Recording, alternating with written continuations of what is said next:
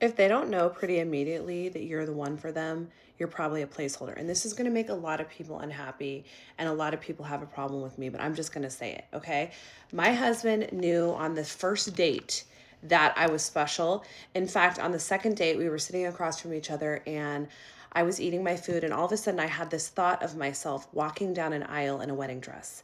And it was like a really close slip style wedding dress. I was on a beach, and I was like, wait, I think I just hallucinated. Like that moment in Legally Blonde when Elle Woods is being dumped by her boyfriend, and she's expecting to get engaged, and she spaces out for a minute, and he's like, are you okay? And she's like, sorry, I just hallucinated. I had that moment because I was like, I can't believe I just had a vision about walking down an aisle. I had just gotten out of a really long, unhappy, unfulfilling marriage. And I was like, there's no way I will ever get married again. Marriage is just a farce. It's a piece of paper. It's a social construct. I had all these opinions about it. And he said, no, you have to tell me what were you just thinking about? We were that connected on our second date. And I was like, I don't want to say, it sounds stupid. And he's like, please. He's always creating such a beautiful container for me to just be myself. He's always so loving with whatever I'm thinking about, even now to this day. And I'm his wife. And I said, I just had a vision of myself walking down the aisle. And he was like, you will never believe I was looking at engagement rings before our date. Okay. I have the same inclination and draw to you. I want to marry you too. And neither of us had ever wanted to get married again. We were both in long, unhappy marriages. Okay. So my point is, he should know right away that he wants to wife you up. And that's going to make people mad because they're going to be like, you need to make sure he's not a narcissist. And you need to make sure that, it's not just butterflies. And you, girl, need to get more settled and more grounded. And that's ridiculous. And people need to get to know each other. No. Okay.